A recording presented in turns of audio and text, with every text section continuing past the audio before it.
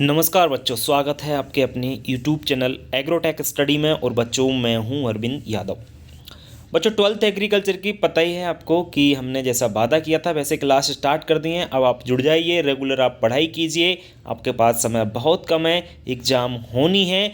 Corona उतना ज़्यादा नहीं आ रहा है, आप परेशान न रहें। परीक्षा कैंसिल होने के कोई चांस नहीं है। जो अखबार वाले दे रहे हैं सिर्फ इसलिए अपनी ब्रेकिंग न्यूज़ बनाने के लिए, बस उनका यही मकसद रहता है। परीक्षा जो है होगी, ये चीज़ आप सुन लें। और परीक्षा अगर नहीं होती है तो ये आपका बहुत बड़ा नुकसान होगा। आप पढ़ने वाले यदि छात्र हैं बच्चों, तो आपका बहुत बड़ा नुकसान है यहाँ पर, क्योंकि आपका जो बेस है, जो आपकी नींव है, वो कमज़ोर हो जाएगी। और यही चाहते हैं लोग, यही चाहते हैं कि आप कमज़ोर हों और आगे आपको नौकरी ना मिले। बस यही लोग चाहते हैं, तो इसलिए सब कुछ हो रहा है। मैं तो यही कहूँगा आपसे, परीक्षा होगी, परीक्षा बिल्कुल होगी। 1% यदि परीक्षा नहीं होती है ना, तो आपको एग्ज़ाम देना है बच्चों। क्यों? इसलिए देना है आपको एग्ज़ाम, क्योंकि नहीं तो आप जो सोच रहे हो वो नहीं कर पाओगे। आप अपने आप को कभी नहीं आंक पाओगे कि आप एक्चुअल में हो क्या। और जब आप एकदम से कंपटीशन में जब घुसोगे ना, तो आपका कंपटीशन में आप फेल हो जाओगे। आप बिल्कुल, ये हुआ आपकी साल, आप देख रहे हो। तो ये कंडीशन आपकी ना बने, इसलिए मैं आपसे बस इतना कहना चाहता हूँ कि आप जो है ना, एग्रीकल्चर की 12th की अच्छी प्रकार से तैयारी करें। हम आपको पूरा कोर्स कराएंगे, बस आप लगे रहिए, ठीक है ना। कोरोना पे पूरी तरह से कंट्रोल है। ओमिक्रॉन जो भी आया है, नया वेरिएंट कोरोना का बच्चों, उससे कोई व्यक्ति अभी इंडिया में, जितने भी लोग निकले हुए हैं, मरा एक भी नहीं और मरेंगे भी नहीं। क्योंकि वैक्सीन जो है ना, आपको पता है 90% लोगों को वैक्सीन लग चुका है। सिर्फ आप बच्चे हो, 18 साल से कम हो तो आपको नहीं लगा होगा। बाकी 18 से ऊपर वाले जितने भी लोग हैं, सबको वैक्सीन लग गया। तो इससे आप बिल्कुल टेंशन ना लें, आप अपनी पढ़ाई पे ध्यान लगाएं। आपका ध्यान भटकाने के लिए ये सब कुछ किया जा रहा है, बाकी और कुछ नहीं है। परीक्षा होगी और होकर रहेगी। और परीक्षा होगी तो मैं तो कहूँगा आप टॉपर रहें। आप 25,000 रुपये जो आपको सरकार देती है वो आप ज़रूर लें। आप 80+ जाएं। बस मैं यही आपसे कहना चाहता हूँ, हार मत मानिए। परीक्षा आपकी होगी और होगी, ये दिमाग में आपके ले लीजिए। जो बच्चे कमज़ोर हैं, जो बच्चे मतलब ये समझते हैं कि परीक्षा नहीं हो, वो ये कहते हैं कि परीक्षा नहीं होना चाहिए, तो भाई वो हमारे चैनल से बेहतर हैं, वो दूरी बनाए रखें, ठीक है ना। चलिए अब हम बढ़ते हैं इस वीडियो में। बच्चों, 12th एग्रीकल्चर की सब्जेक्ट है एलिमेंट ऑफ साइंस PCMB, जिसका नाम है चैप्टर का बच्चों किण्वन, अल्कोहल एवं यूरिया। यह चैप्टर नए ब्लूप्रिंट के आधार पर 2021-22 का जो ब्लूप्रिंट आया है उसके आधार पर इस चैप्टर में से बच्चों 5 नंबर का आपके जो नंबर है, 5 नंबर का ये चैप्टर है टोटल। इसमें से 2 नंबर का एक प्रश्न पूछा जाएगा, तथा बच्चों इसमें से 3 नंबर के 3 OT आपको मिलेंगे एग्जाम में। तो बच्चों 3 OT तथा एक आपका 2 नंबर का प्रश्न, यानी टोटल 5 नंबर का ये चैप्टर हो जाता है। तो 5 नंबर का ही हम इस वीडियो में लेकर आए, मतलब साथ में OT भी लेकर आए। लास्ट में हमने OT भी रखे, तो आप वीडियो को अंत तक देखिएगा। और जो भी आपके प्रश्न बनते हैं वो, तथा OT जो भी बनते हैं, OT आप इस वीडियो के माध्यम से ज़रूर क्लियर कीजिएगा। चलिए अब हम इस वीडियो की शुरुआत कर लेते हैं। बिल्कुल आपका समय खराब नहीं लग करेंगे और इस वीडियो को बड़े अच्छी प्रकार से समझिएगा। कोशिश हमारी ये रहती है कि आपको बेहतर दें, बेहतर से बेहतर हम देने की कोशिश रहती है हमारी, आपकी, और देते भी हैं, ठीक है ना। चलिए, और आप अच्छी प्रकार से पढ़ें, कहीं किसी को समस्या नहीं आना चाहिए। यदि किसी को समस्या आती है तो हमने आपको, हमारा मोबाइल नंबर है वो भी आपको दे रखे हैं कि आप समस्या जो है उसको आप जो है सॉल्व कर पाते हैं, आप कर सकते हैं। आप हमसे जो भी समस्या हो, कोशिश हमारी ये रहती है कि आपकी समस्या का सॉल्यूशन हम कर सकें, ठीक है ना, आपको किसी प्रकार की परेशानी ना हो। चलिए, इतनी सारी बातें करने के बाद अब हम इस वीडियो की शुरुआत कर लेते हैं। देखिए बच्चों, सबसे पहले हम बात करेंगे किण्वन की। तो किण्वन क्या होता है, जनरली सब लोग जानते हैं, अच्छी प्रकार से समझेंगे। जो बच्चे नहीं समझते हैं उसको, किण्वन क्या होता है बच्चों, एंजाइम की उपस्थिति में जटिल कार्बनिक यौगिकों का धीमी गति से, कैसे, धीमी गति से सरल कार्बनिक यौगिकों में अपघटन होना। अपघटन का मतलब कह सकते हैं टूटना, मतलब जटिल कार्बनिक यौगिकों का सरल कार्बनिक यौगिकों में टूटना या अपघटन होना ही किण्वन कहलाता है। जी हाँ बच्चों, और यह क्रिया क्या होती है, धीमी होती है। सिंपल सी लैंग्वेज में यदि मैं बात करूं तो कोई भी आपका जटिल कार्बनिक यौगिक है, जटिल का मतलब बहुत सारी चीज़ों से मिलकर बना हुआ है, मतलब बहुत सारी चीज़ों से मिलकर बना हुआ है। यदि उसको धीमी गति से एंजाइम के द्वारा सरल कार्बनिक यौग को में छोटे छोटे चीज़ों में उसको तोड़ा जाए, सरल चीज़ों में उसको तोड़ा जाए, अपघटन किया जाए, तो वही क्रिया किण्वन कहलाती है और ये क्रिया धीमी होती है। अच्छा, और भी अगर यदि समझ में नहीं आ रहा है तो मैं आपको एक बात बता देता हूँ, एग्जाम्पल आपको दे देता हूँ। सीधी सी बात है बच्चों, किण्वन का मतलब होता है किसी भी चीज़ का सड़ना। समझ में आया ना? किण्वन का मतलब होता है किसी भी चीज़ का सड़ जाना। आप कहोगे सर सड़ न जाना, ये तो बड़ा खतरनाक काम होगा, सड़ गया तो कोई भी चीज़ खराब हो जाएगी। नहीं बच्चों, इसमें खराब नहीं होती है चीज़। खराब कब होती है? जब वो किण्वन हो गया, किण्वन होने के बाद फिर वो कई दिन तक यदि रखा रहता है तो भाई सड़ जाएगा, क्यों? उसकी एसिडिटी बढ़ जाएगी, फिर वो पूरी तरीके से जीवाणु उसको, जो भी एंजाइम्स है वो उसको पूरी तरीके से खराब कर देंगे, खत्म कर देंगे। ठीक है ना? तो अगर एक दिन वो चीज़, जैसे आप जलेबी बनाते हैं घर पे, तो पहले मैदा को क्या करते हैं, पानी में रखते हैं, है ना, शाम को रखते हैं, बिल्कुल रात भर रखा रहता है, तब जाके सुबह उसकी जब आप जलेबी बनाते हैं, इस प्रकार से ही करते हैं, है ना। तो वो मैदा होता है, पानी में क्यों डालते हैं उसमें? क्योंकि उसमें किण्वन की क्रिया होती है, मतलब मैदा को सड़ाया जाता है। आप उसकी गंध लेना, कभी आप गंध नहीं सूंघ पाएंगे, इतनी बुरी गंध आती है जब उसको हम जो है ना सड़ाते हैं, किण्वन की क्रिया होती है मैदा में, है ना। जैसे दूध से दही बनता है, दूध से दही भी तो कैसे बनता है? दूध सड़ता है तब जाके आपको दही बनता है, मतलब किण्वन क्रिया उसमें होती है। जो बैक्टीरिया होते हैं और जो एंजाइम्स होते हैं वो क्रिया करते हैं कार्बोहाइड्रेट पर, इससे वो चेंज कर देते हैं उसको लैक्टिक एसिड में, दूध को, और वो क्या बन जाता है? दही बन जाता है। समझ में आ रहा है? यदि माइक्रोस्कोप के द्वारा आपने दही को देख लिया, या आपने ब्रेड बनते देख लिए, या आपने इडली डोसा बनते हुए देख लिया, जैसे बनाए जाते हैं जनरली, उनका जो चीज़ है वो बनाई जाती है, यही समझ लीजिए जलेबी का जो आप वो बनाते हो मैदा से, उसको भी अगर यदि आपने माइक्रोस्कोप की सहायता से यदि देख लिया तो बच्चों आप कभी खाना पसंद नहीं करेंगे इन चीज़ों को। क्यों? क्योंकि उसमें आपको माइक्रोस्कोप के द्वारा इतने बड़े बड़े आपको कीड़े दिखाई देंगे। कीड़े का मतलब जीवाणु दिखाई देंगे, आपको बैक्टीरिया दिखाई देंगे, जो कि आपके लिए लाभदायक होते हैं। ऐसा नहीं है कि वो हानिकारक होते हैं, लाभदायक भी होते हैं वो जीवाणु। तो आप खाना पसंद नहीं करेंगे, आपको ऐसा लगेगा ये क्या है। समझ रहे हैं ना? तो ये बात है। चलिए, तो किण्वन क्या होता है एक्चुअल में आपको समझ में आ गया होगा, ठीक है ना। ये आपकी साइंस की लैंग्वेज में लिख ही रहा है कि एंजाइम की उपस्थिति में जटिल कार्बनिक यौगिकों का धीमी गति से सरल कार्बनिक यौगिकों में अपघटन होना ही किण्वन कहलाता है। आगे बढ़ते हैं बच्चों प्रश्न नंबर 2 की ओर। प्रश्न नंबर जो दूसरा है वो है किण्वन के लिए अनुकूल परिस्थितियों को समझाइए। बच्चों, किण्वन के लिए जो अनुकूल परिस्थितियां हैं वो कौन कौन सी हैं वो समझते हैं हम लोग। सबसे पहले टेम्परेचर। जी हाँ, 2 नंबर का प्रश्न रहा तो मैंने उसी प्रकार से प्रश्न बनाए हैं, ध्यान रखें आप इस बात को विशेषकर। किण्वन के लिए अनुकूलता ताम विशेष याद रखना, 25 से 30 डिग्री सेल्सियस उचित होता है। तो पहली कंडीशंस तो ये परिस्थिति बेहतरीन है। दूसरा है विलयन की प्रकृति, ये जेड को हटा लीजिए थोड़ा सा, ये कुछ नहीं है। विलयन की प्रकृति, किण्वन के लिए जो विलयन की प्रकृति है बच्चों, किण्वन के लिए विलयन की जो प्रकृति है वो अम्लीय और ना ही क्षारीय होना चाहिए। ना तो अम्लीय होना चाहिए ना ही क्षारीय, मतलब पीएच कितना होना चाहिए? 6 से 7 के मध्य होना चाहिए। कितना होना चाहिए? 6-7 आपका जो पीएच होता है वो उदासीन होता है। इस पीएच पर जो किण्वन की क्रिया होती है वो अच्छी प्रकार से होती है, आसानी से होती है। तो इसलिए हम कह सकते हैं कि जो भी विलयन है, कोई सा भी विलयन है, जैसे दूध है तो दूध का ऐसा नहीं कि पीएच आपका ज़्यादा होना चाहिए कम होना चाहिए, एक अच्छा होना चाहिए जिससे वो है अच्छी प्रकार से दही बन सके। समझ में आ रहा है नई चीज़? तो ये ध्यान रखें आप लोग, किण्वन के लिए अनुकूल ये परिस्थिति 2 नंबर में पूछा जा रहा है, 2 आप लोग याद रख सकते हैं। बाकी तो और भी सारी चीज़ें होती हैं, उनको याद रखने की कोई ज़रूरत आपको नहीं है, क्योंकि 2 नंबर में यदि पूछा जाएगा तो दोनों पॉइंट से आप लोग जो है अपना काम कर लोगे। चलिए बढ़ते हैं हम लोग आगे। नेक्स्ट वेरी इंपॉर्टेंट क्वेश्चन है बच्चों, किण्वन के उपयोग अथवा किण्वन का कृषि में क्या महत्व है? इस प्रकार से आपका प्रश्न पूछा जा सकता है, अथवा विशेष याद रखना है आपको, किण्वन के उपयोग क्या हैं या किण्वन का कृषि में क्या महत्व है बच्चों। बड़ा इंपॉर्टेंट क्वेश्चन है, याद रखेंगे आप लोग, बहुत इंपॉर्टेंट क्वेश्चन है। देखिए, किण्वन का उपयोग निम्न प्रकार 2 नंबर पूछा जाएगा, फिर भी मैंने आपको 3-4 पॉइंट ले लिए हैं, देखिए आपको समझाने के लिए। सबसे पहले है फलों के रस से एल्कोहलीय पेय पदार्थ बनाने में। जी हाँ बच्चों, फलों का रस से एल्कोहलीय पेय पदार्थ बनाने में। एल्कोहलीय पेय पदार्थ की यदि हम लोग बात करें तो आप जानते होंगे कि शराब सबने सुना होगा। शराब ये शब्द है तो जनरली सब लोगों ने सुन रखा होगा। तो बच्चों, शराब जो बनाई जाती है फलों के रस से बनाई जाती है। आप सोचोगे फलों के रस से? जी हाँ, आप तो कहते हो, आपने सुना होगा कि तो गुड़ से बनाते हैं, घर पे गाँव पे ही बना लेते हैं, वो देसी होती है।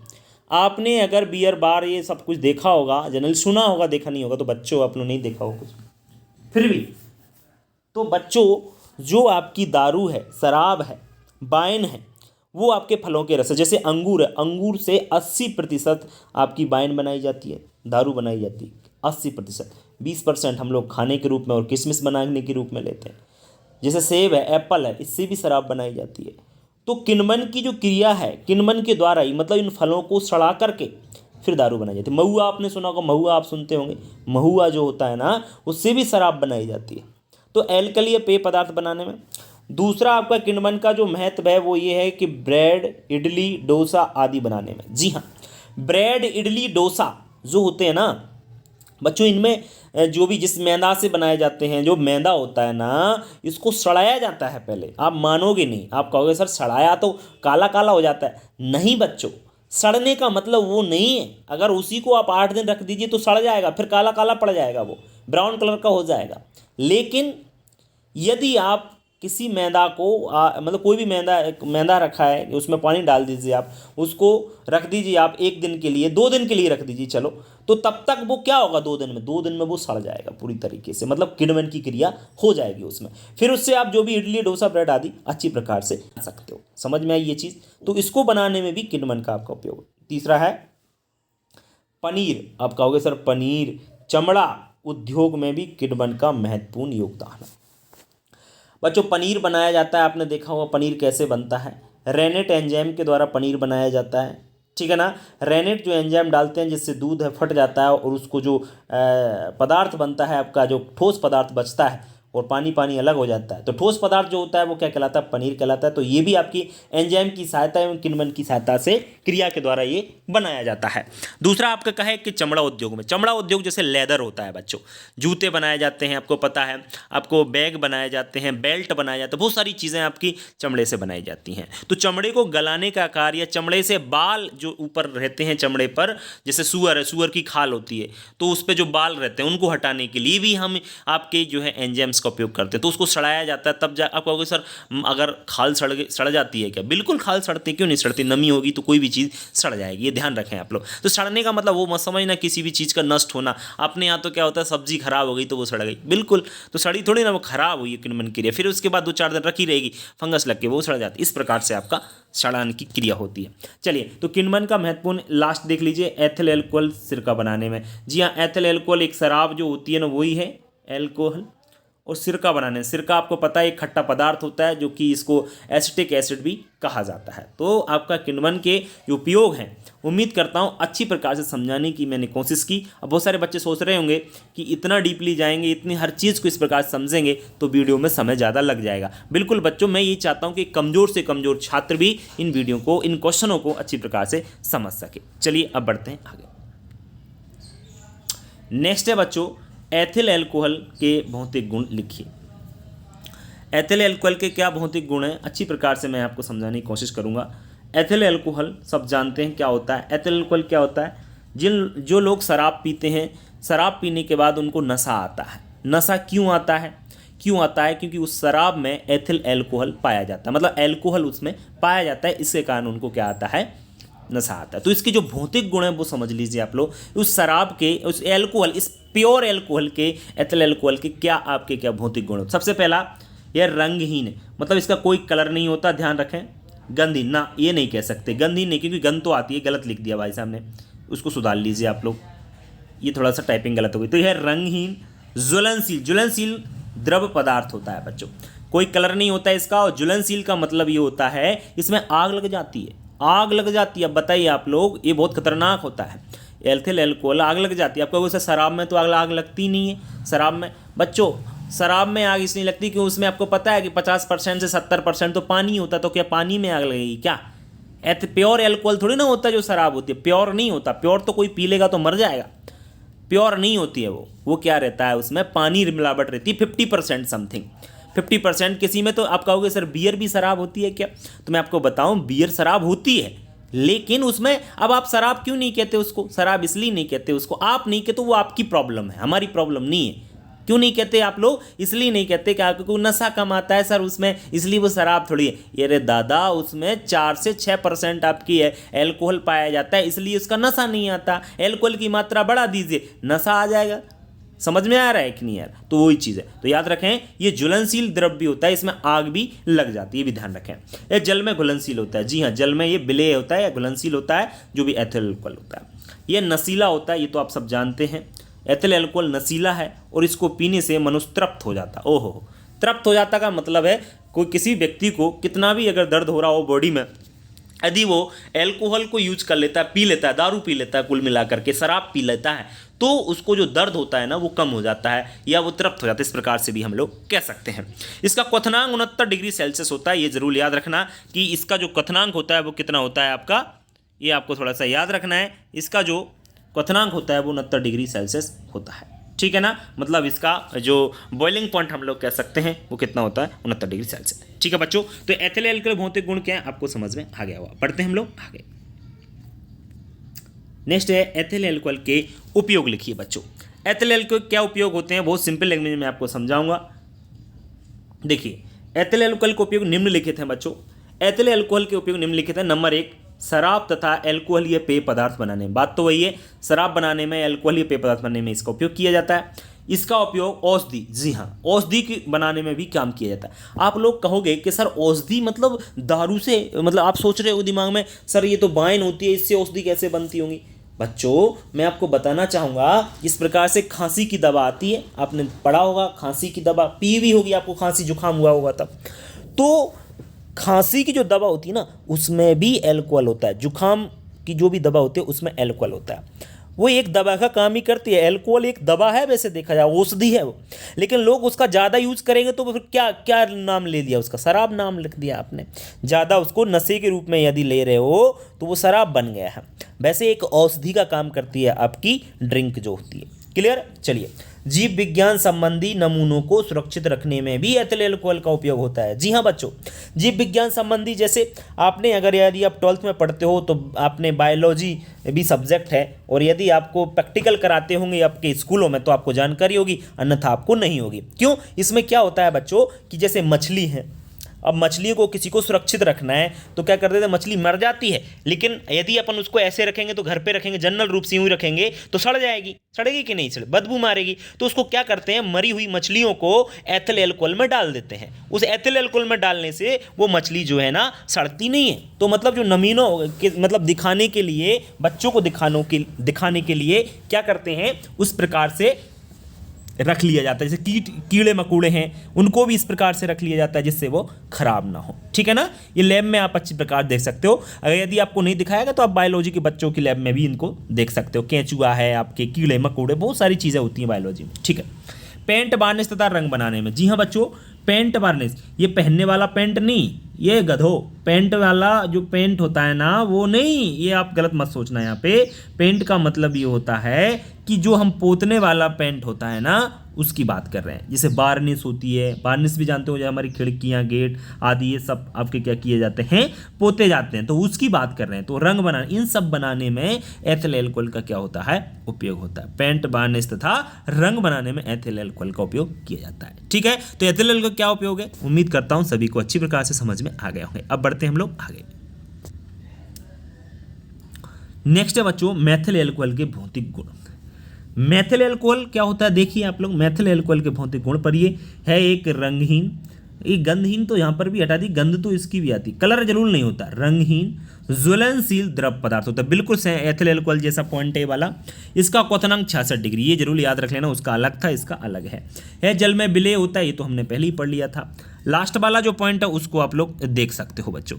लास्ट वाला जो पॉइंट है यह विषैला होता है और इसके पीने से मनुष्य अंधा हो जाता है। जी हाँ, ये एथिल अल्कोहल से बहुत खतरनाक चीज़ है मेथिल अल्कोहल। ध्यान रखना, अगर कोई व्यक्ति इसको पी ले तो व्यक्ति अंधा हो सकता है, और मैं तो कहूँ ज़्यादा पी ले तो मर भी जाता है।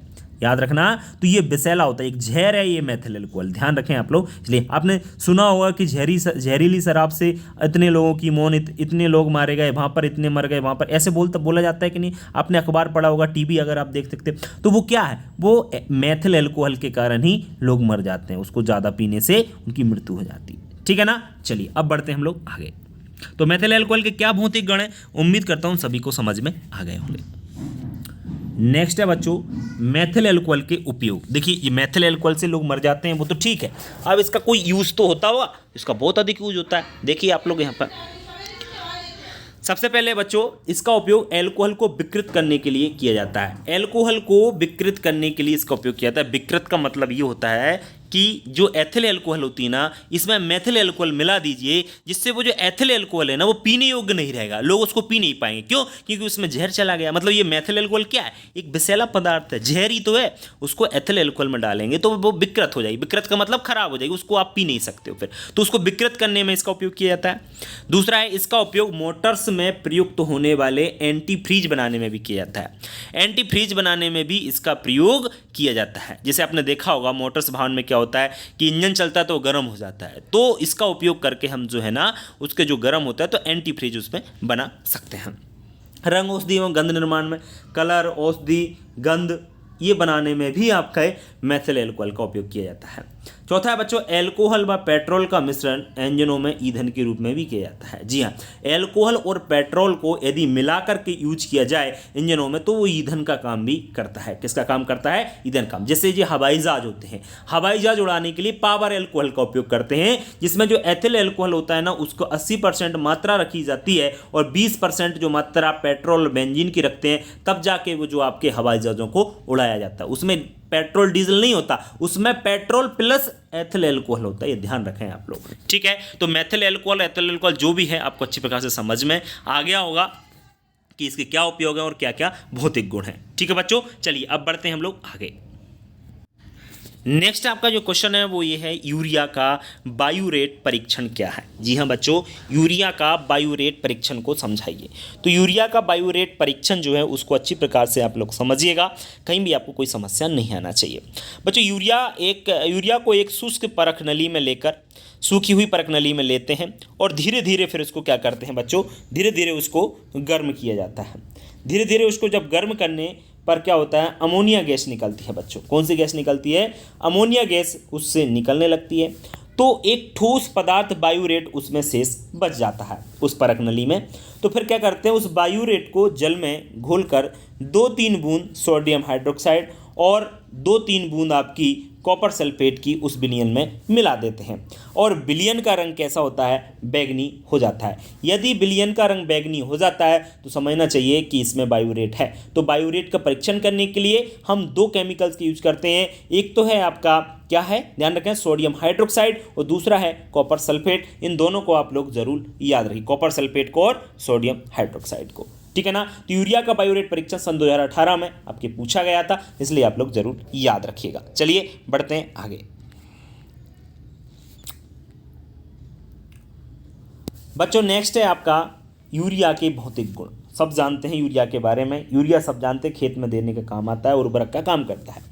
यूरिया एक रंगहीन, गंधहीन, सफ़ेद रवेदार पदार्थ है। सबने देखा होगा, इसके कोई रंग नहीं होता। आपको वैसे सफ़ेद तो होता है, सफ़ेद होता है, इसलिए हम लोग कह सकते हैं। फिर रंगहीन आप लोग उसको नहीं कह सकते, इसलिए रंगहीन ये वर्ड है यहाँ पे नहीं है। टाइपिंग मास्टर ने आज बड़ी गलती की है। दूसरा गंधहीन होता है, चलो ठीक है ये तो मान लेते हैं। सफ़ेद होता है, ये ध्यान रखें, रवेदार पदार्थ होता है, सफ़ेद रवेदार पदार्थ होता है यूरिया, बस सफ़ेद उसको बनाया जाता है। यह जल एवं एल्कोहल में विलय, जल में घुल जाता है, एल्कोहल में भी घुल जाता है, किंतु ईथर जो होता है ना उसमें ये नहीं घुलता। मतलब उसमें क्या रहता है, ये अविलय रहता है, ठीक है ना, याद रखें। इसका जो गलनांक है वो 132 डिग्री सेल्सियस होता है। कितना होता है? 132 डिग्री। ये गलनांक की जगह आप लोग क्या कर सकते हैं, क्वथनांक कर लेना, क्वथनांक कर लेना, क्योंकि इतने पे ये उबलता है, ध्यान रखें, थोड़ा सा बॉइलिंग होता है, ठीक है। चलिए, तो यूरिया के भौतिक गुण क्या हैं आपको समझ में आ गए होंगे। अब यूरिया के हम लोग उपयोग की बात करेंगे। तो यूरिया के उपयोग जनरली सब जानते हैं कि भूमि को उपजाऊ बनाने के लिए उर्वरक के रूप में इसका उपयोग करते हैं। विस्फोटक बनाने में, ये जरूर याद रखना, विस्फोट बनाने में या बम बनाने में भी इसका उपयोग किया जाता है। मतलब जो आपके विस्फोट पदार्थ होते हैं उसको फटाके बनाने में इसका उपयोग कर सकते हैं। औषधि बनाने में इसका उपयोग किया जाता है और प्लास्टिक बनाने में भी यूरिया का उपयोग किया जाता है। तो बच्चों, यूरिया के भौतिक गुण और जो उपयोग हैं बहुत ईजी हैं, बहुत इंपॉर्टेंट भी हैं एग्जाम के पर्पज से, इसलिए इनको थोड़ा थोड़ा जरूर याद रखिएगा आप। चलिए अब बढ़ते हैं हम लोग आगे। नेक्स्ट जो प्रश्न है बच्चों वो बहुत ही महत्वपूर्ण एग्जाम के पर्पज से, आसुत एवं अनासुत एल्कोहल पेय पदार्थ में अंतर लिखिएगा। बच्चों, आसुत एवं अनासुत एल्कोहलीय पेय पदार्थ, आसुत एल्कोहलीय पेय पदार्थ और अनासुत एल्कोहलीय पेय पदार्थ में अंतर लिखिए। सिर्फ इतना सा है, देख लीजिए आप लोग। इन पदार्थों में, मतलब जो आसुत पेय पदार्थों में क्या होता है, 30 से 55% एल्कोहल पाया जाता है। कितना प्रतिशत? 30 से 55% एल्कोहल पाया जाता है। जबकि जो अनाशुद्ध एल्कोहलीय पेय पदार्थ होते हैं इनमें एल्कोहल की मात्रा 3 से 15% के समथिंग होती है। बच्चों जो अशुद्ध एल्कोहलीय पदार्थ हैं इनको आसवन विधि से, कौन सी विधि से? आसवन विधि से बनाए जाते हैं, जबकि जो अनाशुद्ध एल्कोहलीय पदार्थ हैं इनको किण्वित द्रव को छानकर इनको बनाया जाता है, किण्वन करके इनको बनाया जाता है। बच्चों अशुद्ध एल्कोहलीय पदार्थ में रंग तथा सुगंध नहीं मिलाई जाती, इनमें रंग तथा कलर जो है वो नहीं मिलाया जाता, कलर और जो कोई भी गंध उसमें नहीं मिलाई जाती। जबकि अनाशुद्ध एल्कोहलीय जो पेय पदार्थ होते हैं इनमें आपकी क्या होता है, इनमें आपके सुगंध मिलाई जाती है और रंग भी मिलाया जाता है। चौथा है इनके पीने से नशा अधिक होता है, जबकि इनके पीने से नशा कम होता है। क्यों? क्योंकि इनको क्या कर जाता है, कम एल्कोहल की मात्रा पाई जाती है, इसलिए इनमें नशा क्या आता है, कम आता है, और इनमें एल्कोहल की मात्रा ज़्यादा पाई जाती है, इसलिए नशा अधिक आता है। तो बच्चों अशुद्ध एवं अनाशुद्ध एल्कोहलीय जो पेय पदार्थ हैं उनमें अंतर वेरी इंपॉर्टेंट है, इसलिए आप इसको याद रखिएगा। तो ये था आपका क्वेश्चनों का, तो लास्ट हो गया। बाकी 11 क्वेश्चन मैंने दिए हैं, एक क्वेश्चन आपका पूछा जाएगा 2 नंबर में, इससे बाहर नहीं जाएगा, इसको आप पढ़ लीजिएगा। अब ओटी भी मैंने इसी वीडियो में लिए हैं बच्चों, इसी वीडियो में मैंने ओटी जो ऑब्जेक्टिव क्वेश्चन है वो भी इसी वीडियो के अंतर्गत ले लिए हैं। 5 नंबर का पूरा चैप्टर हो जाएगा, इसलिए मैंने ओटी भी ले लिए हैं, तब इन ओटियों का भी नंबर आ जाता है। चलिए ओटी पढ़ने से पहले बता देता हूं कि बच्चों वीडियो को शेयर करें, अपने दोस्तों को शेयर करना बिल्कुल ना भूलें, वीडियो को लाइक करें, और बच्चों अगर चैनल पर नए हैं तो चैनल को सब्सक्राइब जरूर कर लीजिएगा। चलिए बढ़ते हैं ओटियों की ओर। बच्चों देखिए नंबर पहला, कृषि में यूरिया का उपयोग उर्वरक के रूप में किया जाता है। कृषि में यूरिया का जो उपयोग है किस रूप में किया जाता है, ध्यान रखना, कृषि में यूरिया का उपयोग फर्टिलाइजर के रूप में किया जाता है। सब जानते हैं कि यूरिया को हम खेत में देते हैं। यूरिया के बायोरेट परीक्षण में विलयन का रंग बैंगनी होता है। जी हाँ, क्वेश्चन नंबर 8 में मैंने बताया था कि यूरिया का जो बायोरेट परीक्षण किया जाता है सोडियम हाइड्रोक्साइड और कॉपर सल्फेट के माध्यम से, उससे जो विलयन होता है उसका रंग कैसा हो जाता है, बैंगनी, जिससे पता चलता है कि यूरिया में बायोरेट है। और बायोरेट की मात्रा 1.5% से अधिक नहीं होना चाहिए यदि हम खेत में उपयोग करते हैं तो। तीसरा बच्चों, सीरे से एथिल अल्कोहल किण्वन विधि से बनाया जाता है। कौन सी विधि से? किण्वन विधि से सीरे से अल्कोहल। आपको कहोगे सर सीरा क्या होता है? तो बच्चों जो गन्ना होता है ना, गन्ने का रस जो होता है ना, उससे जो दारू बनाई जाती है, अल्कोहल बनाई जाती है, उसे ही हम लोग क्या कहते हैं, सीरा कहते हैं। तो ध्यान रखना, सीरे से एथिल अल्कोहल किण्वन विधि से बनाया जाता है। इसके बाद शराब का प्रमुख अवयव एथिल अल्कोहल। मैं आपको बता चुका हूँ पहले कि शराब से जो नशा आता है तो क्यों आता है, क्योंकि उसमें एथिल अल्कोहल पाया जाता है। 5वां है जाइमेज एंजाइम, बहुत इंपॉर्टेंट है। जाइमेज जो एंजाइम है ये ग्लूकोज को एथिल अल्कोहल में परिवर्तित कर देता है। जी हाँ, ग्लूकोज को किस में चेंज करता है, एथिल अल्कोहल में। कौन करता है? जाइमेज एंजाइम। ज़रूर आप याद रखिएगा, आपसे क्वेश्चन पूछा जाएगा एग्जाम में कि बताइए आपका कौन सा ऐसा एंजाइम है जो ग्लूकोज को एथिल अल्कोहल में बदल देता, तो याद रखना जाइमेज एंजाइम। कौन सा है? जाइमेज एंजाइम। ठीक है। 6वां आपका पॉइंट है किण्वन एक धीमी ऊष्माक्षेपी क्रिया, वेरी इंपॉर्टेंट है। किण्वन एक धीमी क्रिया है और ऊष्माक्षेपी क्रिया है। कैसी क्रिया है? ऊष्माक्षेपी क्रिया है।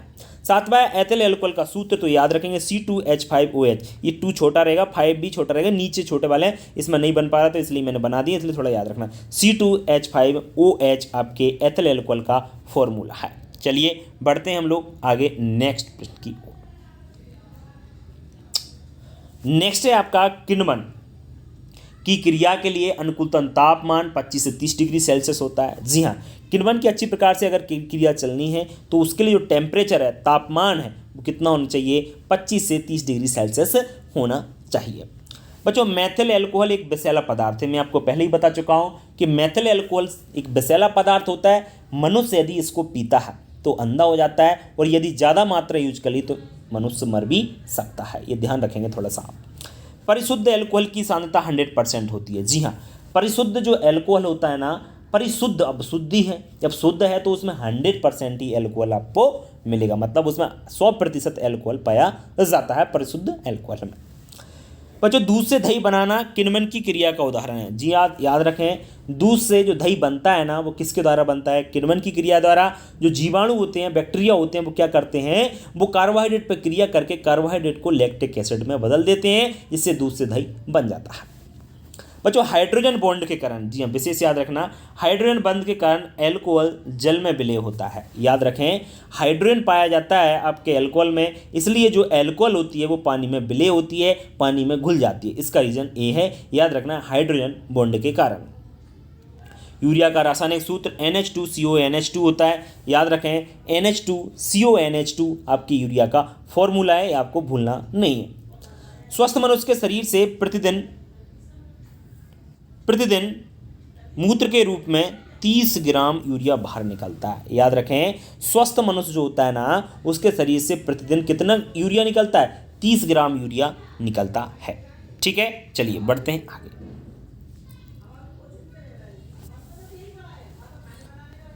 नेक्स्ट है बच्चों, पावर एल्कोहल में 80% एथिल एल्कोहल, याद रखना, और 20% पेट्रोल एवं बेंजीन होते हैं। मैं आपको बता रहा था, पावर एल्कोहल में 80% एथिल एल्कोहल और 20% आपका पेट्रोल एवं बेंजीन होता है। नेक्स्ट है आपका परिशोधित एल्कोहल में, जो परिशोधित, देखो परिशुद्ध अलग होता है, परिशोधित अलग, कंफ्यूज नहीं होना है। तो परिशोधित एल्कोहल में 95.6% परिशुद्ध एल्कोहल होता है, मतलब शुद्ध एल्कोहल की मात्रा 95.6% पाई जाती है परिशोधित एल्कोहल में। मैथिल एल्कोहल एक प्राथमिक एल्कोहल है, ये ध्यान रखना, मैथिल आपका प्राथमिक है, जबकि जो एथिल होता है वो द्वितीयक एल्कोहल होता है। ये थोड़ा सा आपको याद रखना होगा। प्रयोगशाला में, मतलब लैब में, सबसे पहले यूरिया नामक कार्बनिक यौगिक का निर्माण किया गया। सबसे पहला कार्बनिक यौगिक कौन सा बनाया गया? उसका नाम है यूरिया। ध्यान रखें, प्रयोगशाला में सबसे पहले। यूरिया में 40% नाइट्रोजन होती है। याद रखना बच्चों, यूरिया में 46% आपकी क्या पाई जाती है? नाइट्रोजन पाई जाती है। यूरिया को सबसे पहले 1773 में रॉले नामक वैज्ञानिक ने मनुष्य के मूत्र से प्राप्त किया था। ये ध्यान रखें आप लोग। यूरिया इसलिए कार्बनिक पदार्थ है कि इसको किसी जीव से प्राप्त कर लिया गया, क्योंकि अगर कोई कार्बनिक पदार्थ होगा तो उसे जीव से जरूर प्राप्त किया गया होगा, और जो अकार्बनिक होगा उसको जीव से प्राप्त नहीं किया जा सकता है। तो याद रखें, यूरिया को सबसे पहले 1773 में रॉले नामक वैज्ञानिक ने मूत्र से प्राप्त किया था। चलिए बच्चों, अब बढ़ते हैं हम लोग आगे। नेक्स्ट 21वां प्रश्न है, शराब का प्रमुख अवयव एथिल एल्कोहल होता है। ये चीज़ हम पहले ही बता चुका हूँ मैं आपको। प्रमुख अवयव क्या है? Ethyl alcohol. किण्वन के लिए pH मान 6 से 7 होना चाहिए। याद रखना, एथिल एल्कोहल का IUPAC नाम क्या होता है? एथेनॉल होता है। क्या होता है? एथेनॉल होता है। ठीक है ना। ये IUPAC का पूरा नाम क्या है बताइए, कोई अगर बता सकता है तो कमेंट बॉक्स में लिख कर जरूर बताएं। आपका IUPAC का पूरा नाम क्या है? IUPAC का पूरा नाम कमेंट बॉक्स में लिखकर जरूर बताएं। I से मैं बता देता हूँ इंटरनेशनल होता है, और लास्ट में C से बता देता हूँ केमिस्ट्री होता है। ठीक है ना, इसलिए आपको हिंट दे दी है। I से इंटरनेशनल, C से पीछे केमिस्ट्री। अब बचा क्या? UPA, इसका नाम आपको बताना होगा एक अभी कमेंट बॉक्स में। मैथिल एल्कोहल का सूत्र C2H5OH होता है। ध्यान रखें, ये 2020 में प्रश्न पूछा गया है। मैथिल एल्कोहल का सूत्र C2H5OH होता है। एथिल एल्कोहल को द्वितीय एल्कोहल कहते हैं। मैंने आपको पहले ही बता दिया था कि जो आपका मैथिल एल्कोहल होता है उसको प्राथमिक एल्कोहल कहते हैं, जबकि जो द्वितीयक एल्कोहल होता है उसे एथिल एल्कोहल कहा जाता है। ठीक है बच्चों, तो ये चीज़ें आपकी क्लियर हो गई। तो सभी आपके जो OT और प्रश्न कंप्लीट होते हैं, यानी 5 नंबर कंप्लीट हो गए यदि आपने वीडियो को यहाँ तक देखा तो। ठीक है ना। तो बच्चों, वीडियो कैसा लगा? वीडियो अगर अच्छा लगता है वीडियो को लाइक करें, अपने दोस्तों को शेयर करना बिल्कुल न भूलें। बच्चों, तो इस वीडियो में इतना ही, कल फिर मिलेंगे एक नई वीडियो के साथ। आज के लिए बच्चों इतना ही, और अगर आप नए हैं तो चैनल को सब्सक्राइब जरूर कर लीजिए। बहुत सारे बच्चे हैं सब्सक्राइब नहीं करते और बस देख दाग के फ्री हो जाते हैं, इसका थोड़ा सा ध्यान रखें आप लोग।